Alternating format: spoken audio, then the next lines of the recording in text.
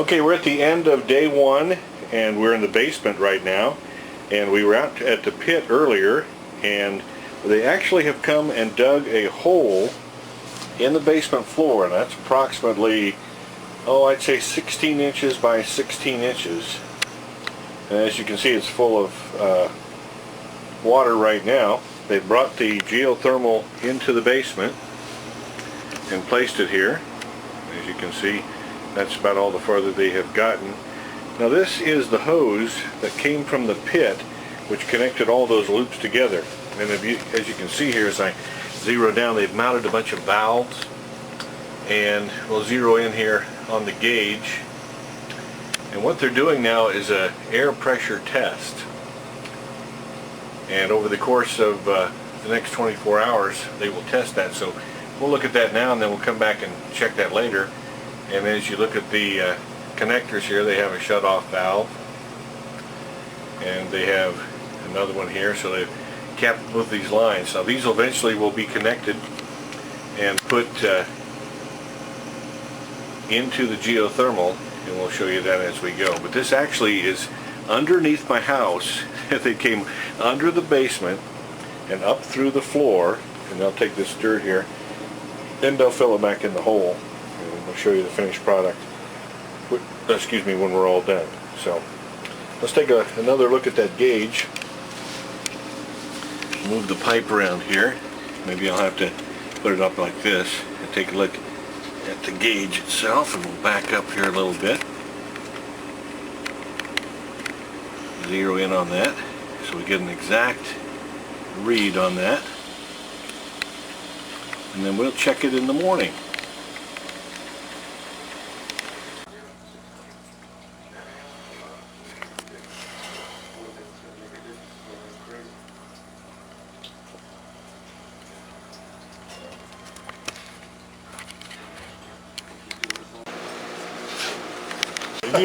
You're just bashful. I'm just the pipe okay. man. Now we're down in the basement. This is like day 3 of our geothermal installation, and these are a couple of the folks from Lane Plumbing and Heating, and we're going to have them introduce themselves to you and tell us their part in the geothermal. We'll start with you, sir. My part is, I'm Lon Walker, by the way, and my part is normally hooking up the water heater and the tank and doing all the plumbing, the piping to the geo unit, the condensate drain, and how long have you been doing this like kind that. of thing? The geothermal unit's only about a year, because that's when I started work for Brian about a year ago. Okay, so, well let's back up here just a second. Now that noise in the background was the geothermal testing that was going on, and we have here 2 50-gallon water heaters. Why don't you explain this here as I kind of run some video of the way it's hooked up. Why two tanks? You'll have to ask Scott. He can tell you. Okay. I don't understand at all. You got smoke coming out of the pipe there right now. I just saw Is that good or bad? Yeah. No, it's not bad. It's good. Is that because you're... It's just cooling off. Okay. Back up here, and we're rolling tape. Okay, now this is another gentleman that is helping put the geothermal system in. First of all, introduce yourself to the people watching this video. I'm Scott Shoemaker, and I've been doing this geothermal since Brian got started in them. We've been doing them for 3.5, 4 years now. Well, let's go back first of all to where we left off the other day with the pipes coming in from the outside, and there was a pit in the floor here. I see now it's all sealed up, and the pipes are coming straight up, and they're kind of well finished off, and there's valves on the top, and these pipes go into the geothermal unit and then back over, and we're not quite done here getting them into the water heater pipe. So all right, let's take it from here. And what has happened from the point of drilling the holes and coming up through the basement? Well, we make a 16 by 16 hole. We dig it down about 2 foot or so, just give the driller guy plenty of room to get his pipes in. when we bring them up so we have enough room to get our bypass system in. And it's always a chore to get things fairly good and straight with that geothermal pipe, because it's not the straightest. Comes in a coil, so it's not the straightest thing in the world. We put these two valves here. That's what we use when we flush the system and add our antifreeze. What about this tank over here? This that the pipes seem to be going into. This tank here is our pump. The water comes. We pump the water through the geothermal heat pump system here in the house, and it goes through there and it goes back out through your loops under the ground. I see that it's labeled loop and heat pump. Okay. Yeah, so it's pretty self-explanatory how to hook it up. There's a screw-off lid in the top, and that's there's a reservoir in there to make sure we have enough water and the antifreeze in it. It looks like there are bubbles in there. What's there are bubbles, and there will be a few bubbles collect from the movement of the water and the antifreeze. What kind of fluid is in there? We use on this system methanol, alcohol, and water. And that's what actually goes out and goes through the pipes? Yes. Okay. Yeah. And that's basically a sealed system, so it stays in the unit. It doesn't get into your domestic water or leak out in the ground. Okay, let's look at the unit here a little bit and describe how you've got it all hooked together. I see that's the fresh air intake. Well, here's your return air. Comes down through the return air duct. Here's your air filter. That's kind of large compared to the ones most people use. Yeah, we use it's a 20 by 25 by 5. It's a high CFM. It's a 2000 CFM filter material. And that comes down through here. We put VibraStrip on just to help in case there is any kind of vibration noise. And sometimes it makes it easier for the installer to hook the ductwork out. How about a quick definition of how this works? There's no such thing as a quick definition of how this works. There is no quick definition. How about a general definition for the people that have no idea what this is all about? Okay. It is a heat pump, so there's a compressor in the lower part of this unit, and like a normal air conditioning or an air-to-air heat pump, you have a outdoor unit. This unit here, your coils, your that are out underneath the ground, your loop is actually would be your outdoor condensing unit. It doesn't look like there's a whole lot of equipment in there. There really isn't, Dennis. There's a pump that circulates so you can recoup some of your heat for your hot water, compressor, and your electrical parts. And then the top half here's got your coils in this side and the blower motor. Okay, let's go back to these two water heaters here for a second. What purpose does two water heaters serve as part of a geothermal system? Okay, well, we can circulate water. This here is a storage tank. We plumb the cold water into the storage tank. It goes across into your power tank, and then you suck your hot water off the power tank. But in the meantime, we're circulating water from the storage tank through the geothermal system. There is a separate system in there that is collecting heat off of your compressor in there, and so you're running water in from here, cool water from here through there, and it's putting hot water back out in this tank. So you're averaging, I'll say, 100-degree water in this tank. So when you turn on your faucet, this tank here may only have to raise your water temperature 10 to 20 degrees, or depends on what you have your thermostat set at. So you're actually saving electricity by already having warm water coming in here compared to 50-degree water out of your tank. So it's a byproduct of the geothermal system. It is a byproduct. A reduced cost on your hot water. Yes, and that is another energy savings, because you're paying for your geothermal system. The energy takes to run that, so you're collecting heat off that to make hot water. Now we're going to do a quick test here. On my previous furnace that I had here in the house before we installed the geothermal, when I would actually turn on the heat, I would be drawing about 60 amps of current. Now this device down here that we see that's attached to the geothermal, and it's reading 00 right now, we're going to turn on the heat to start with and show what it's drawing as far as amperages. And based upon what we had before, 60 amps was the heat and around 20 amps or so for the air conditioning unit. So we're going to take a little break here, and we're going to fire this up, and then we'll come back and get the reading so you can see what difference there is, if there is a difference. Okay, we now have turned on the heat and the unit is starting to run. When it first comes on, the blower motor just kind of runs and it seeks the speed it needs to be at. So that hum that we're hearing right now is the startup.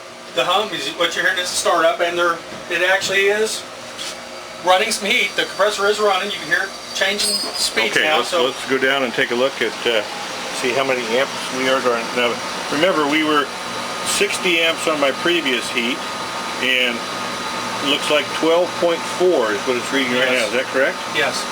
So that is a considerable difference between 60 and 12. And it's actually producing heat at this point. Yes, it is. Okay. And we are right next to it, so if you can hear us, that's how much you'd have to talk over each other to. And the hum has gone, as you've noticed. So that's what it does. It's holding pretty steady there, 12.4. Tell us about the fan system. I understand it kind of has a... It is a ECM motor on a fan, so it actually is a variable speed. It'll adjust itself to the speed it thinks it needs to blow for your heat requirements. Okay, we're going to take another short break. We're going to come back and we're going to switch over to air conditioning now, and we'll get an amperage reading on the air conditioning part.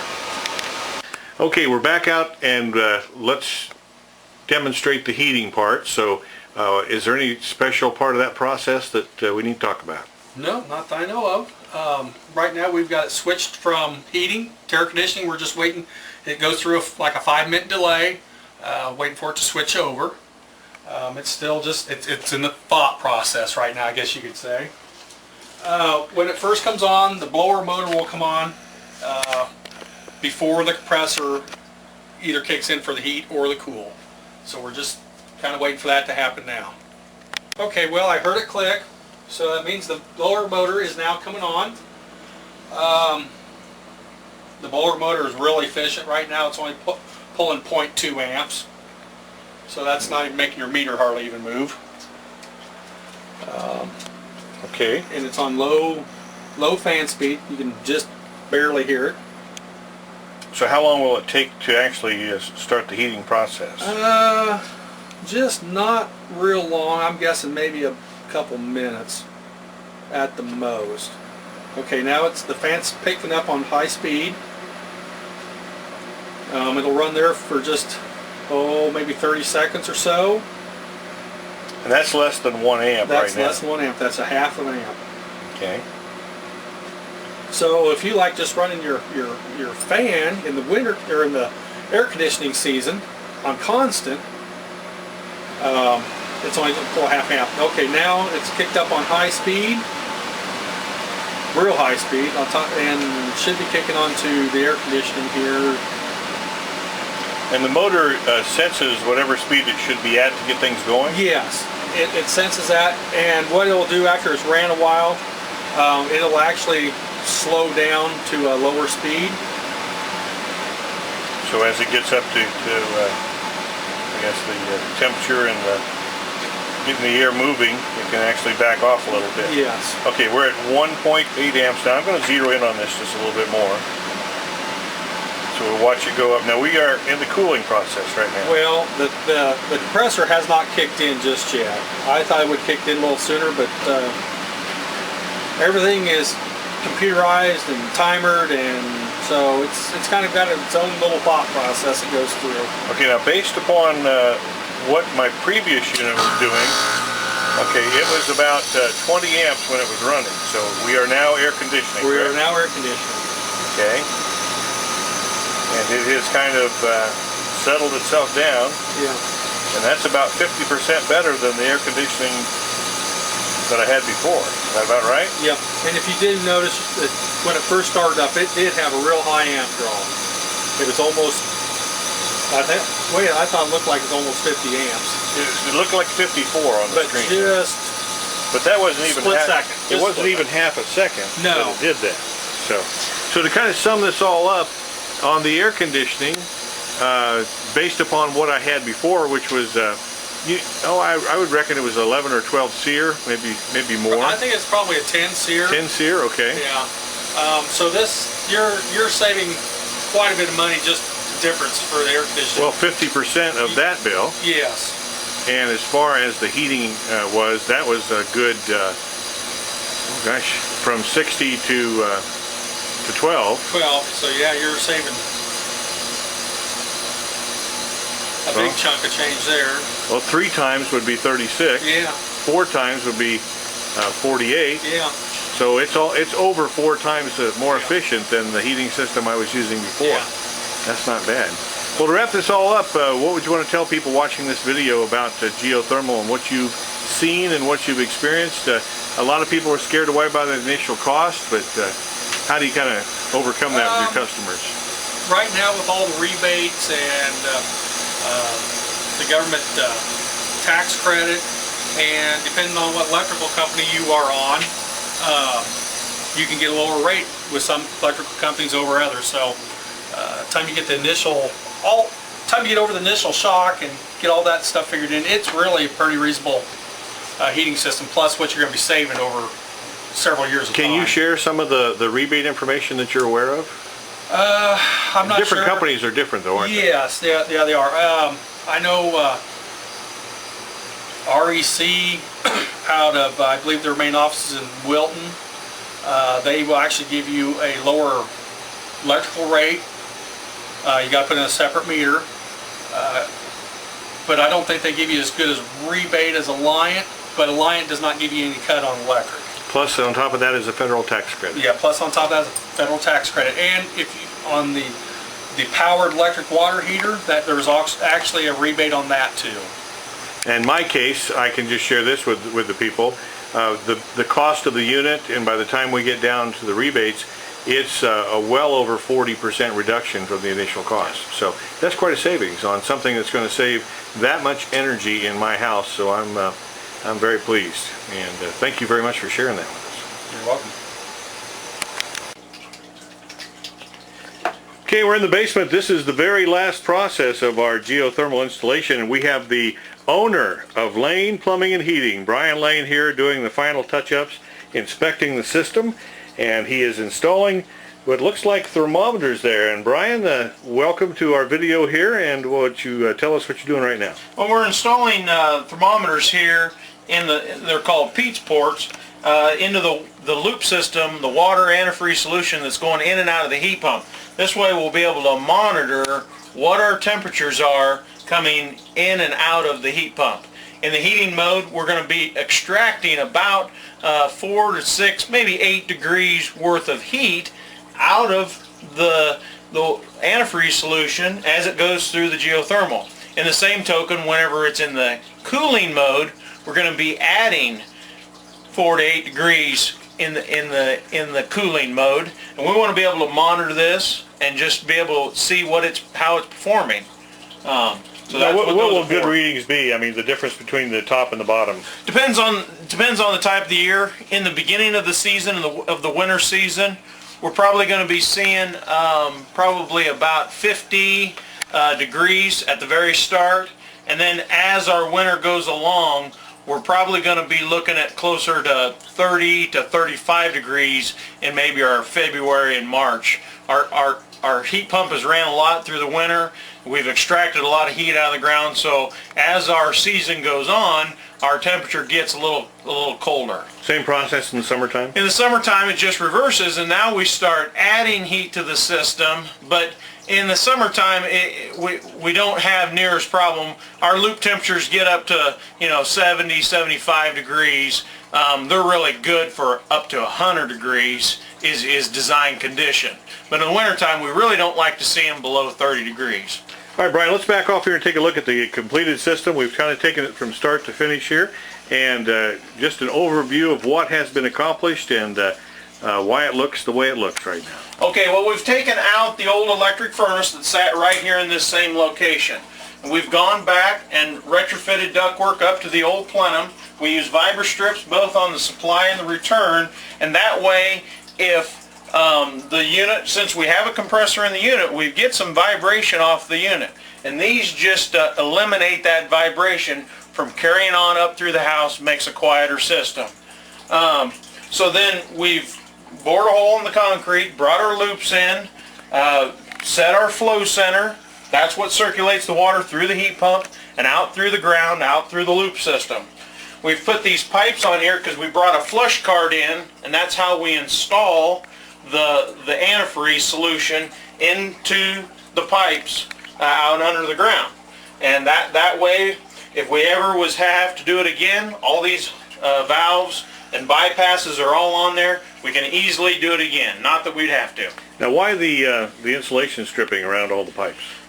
Especially in the summertime, these pipes coming in, and we have a humid house, these pipes can condensate, and so we insulate these pipes to keep that from happening, keep water from dripping on the floor. All right, and let's move over here to the rest of the system here. We'll see the same kind of wrapping. Those are all copper pipes that go along the floor and come up to the water heater systems here. You can see that it's all connected and back in again. And once again, just a brief review of these dual tanks here. The dual tanks this is our storage tank that anytime our Geo is running, we're making hot water and putting into this non-powered storage tank. And so when we draw water upstairs, our water comes through this tank first, comes in this side, comes in at 55 degrees. It leaves, depending on how much the Geo has ran, it leaves normally anywhere from 80 to 120 degrees. So then we push that water into our powered tank, and if the Geo's ran a lot, we're pushing 120 degrees in, we take out 120 degrees, and we didn't use any energy out of this tank. If you're pushing in 120 degrees and you're taking out 120 degrees, it didn't cost you anything to run this tank. Okay, let's just recap my entire system from what it was like when you got here, Brian, to what we have right now. I had an electric furnace, an all-electric home, that my furnace drew about 60 amps when it was running full power. Correct. And we have an air conditioner unit that was outside and was connected to the system. And a good estimate as far as the amperage that would draw would be? The outdoor unit probably drawed 12 to 15 amps. Okay, and as we wrap this all up then, what we've seen on the meters, both heating and cooling, and then the extra benefit of the hot water, overall efficiency, how much improvement have we made? Overall improvement, we've made about 350 to 400% improvement in the efficiency of the unit. Will that reflect at that amount in my bill, or just it will definitely be lower, but it won't be to that same efficiency rating, would it? Yeah, I mean, you're going to see, especially since you were on electric before, those watts, you're basically using a fourth of the watts to heat your home versus before. So, if it took 60 amps to heat your home before, that same amount of BTUs can be produced with 15 amps. So, roughly. And so, yeah, it's a direct relationship of how many amps you would have used to what you're going to use. And to the people that just went, wow, I better look into this for my own home heating, what would you have to say to them, Brian? I would say that it's a very good idea. Right now with the tax credits, 30% tax credits and the rebates, it makes a very affordable system. And what warranty do I have with this system? You have a 10-year parts and labor warranty on this system. That sounds like I won't have any cost for 10 years if anything goes wrong. That's correct. All right. Lane Plumbing and Heating, Brian Lane, the owner of Lane Plumbing and Heating. Phone number, address, and how to contact you, Brian? My phone number is 319-865-4511. We are located outside of Mount Union, Iowa.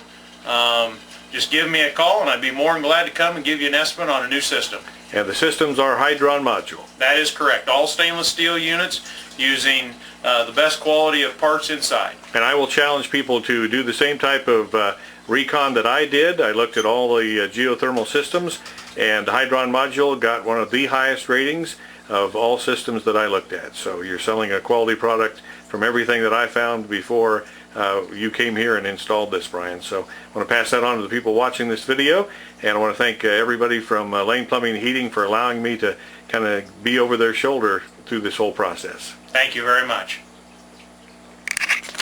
Yeah, baby. That didn't go too bad. That